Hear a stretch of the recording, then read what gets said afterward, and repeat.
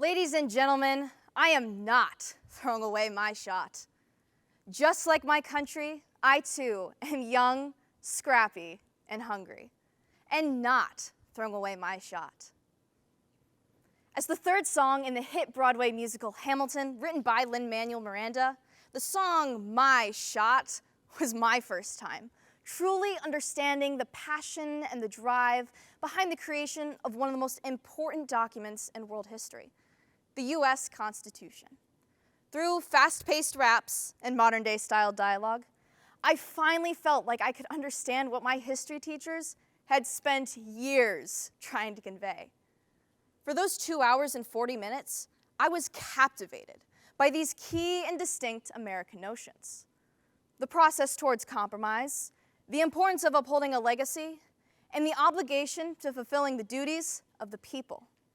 Through the power of music, I became more connected to America's past and its founding documents than I had over the last decade of social studies lessons. Now, to address the elephant in the room, I understand that for some of you here, you might have never had the opportunity to hear or see the production of Hamilton. In my humble opinion, Hamilton is my generation's Schoolhouse Rock. But for a brief synopsis, Hamilton is narrated by Aaron Burr, the antagonist to protagonist Alexander Hamilton, a young man who, after fleeing his home country of the West Indies, is looking for his place in an emerging country. Over time, Hamilton starts to find himself in key moments of history and being involved with creating a sustainable government for a new nation. While it's a unique perspective, it is exactly through this different approach that captivated millions and allowed teenagers like me to question how exactly our government operates. Despite the word compromise never actually being stated in the US Constitution and only being alluded to in the musical, it is exactly through this word that got the document to be ratified in the first place. The three major compromises involved with the US Constitution were the Great Compromise, the Three-Fifths Compromise, and the Electoral College Compromise. Each had their own separate narrative of battling out representation between larger and smaller states, establishing how voting would work between the North and the South, and finally, establishing the matter of how a president was to be elected. Even though Hamilton doesn't directly address any of those compromises, in songs called The Room Where It Happens and Cabinet Battle Number 1 and Number 2, I found myself researching different moments in history where regular mortal men all convened in a room and had to find creative ways to persuade others of what and who to support. And don't get me wrong, as cool as it would be to imagine that the George Washington had delegates freestyle raps out on issues like state debts and establishing a national bank, I know that this would be stretching history a little too far. With that being said, though, it was through these seemingly silly scenarios that had me ponder this: how much do our citizens really know about the US Constitution?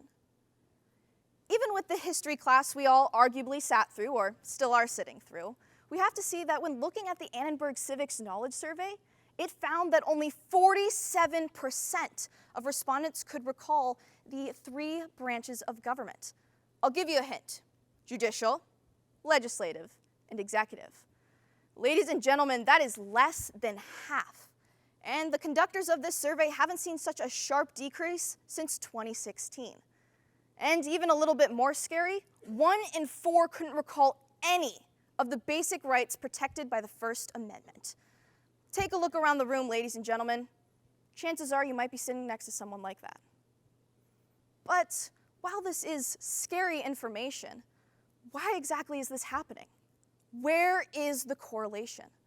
Let's look to the Common Core state standards, where it ultimately leaves this up to the discretion of the teachers as to how engaged these kids can get with the documents, the seminal ones at that, such as the preamble to the US Constitution, or say, the Declaration of Independence. If you're looking at this and reading into this the same way I have, we have to see that it truly is no question why students gravitated towards Hamilton and understood the plotline more. Because in reality, many have never formed a genuine bond with our country's past. In the deprivation of connection to the US Constitution, many many have never understood their obligations and duties that are protected by the world's longest surviving written charter of government. In a total of 7 articles, the US Constitution gives not just the rulebook of how to govern, but how to make sure that the people are involved.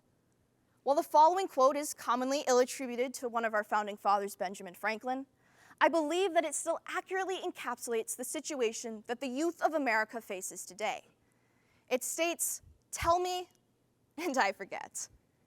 Teach me, and I may remember. Involve me, and I learn." Ironically, just in the last 20-odd years, as the tech industry has released numerous kinds of cell phones, video call platforms, and social media chat rooms, many would like to have it appear that we as a nation have become disengaged with the government that relies on the power of the people. But in actuality, the next generation has become more involved than ever. According to the Center for Research on American Civic Learning, Duty, and Engagement, Gen Z and millennials 18 to 29 made history for having the second highest voter turnout ever seen in the 2022 midterm election.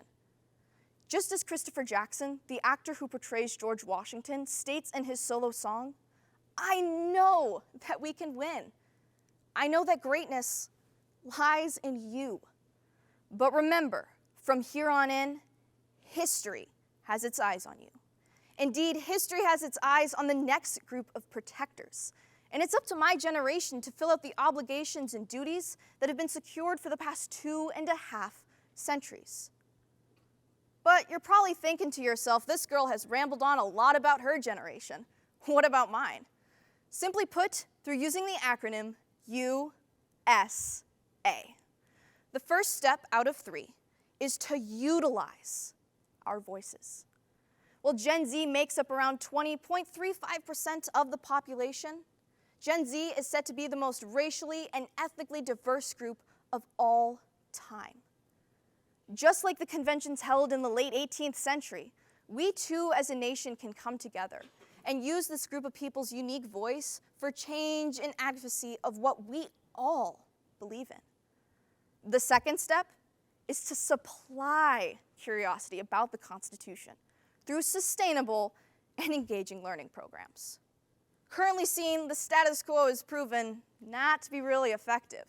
But through using musical creations such as Hamilton, we can allow our present and future generations to see our history in a new medium and new perspective. The third and final step is to allow for new thoughts and opinions to be heard. Throughout the history of America, it has been through the power of the people that has allowed change to occur.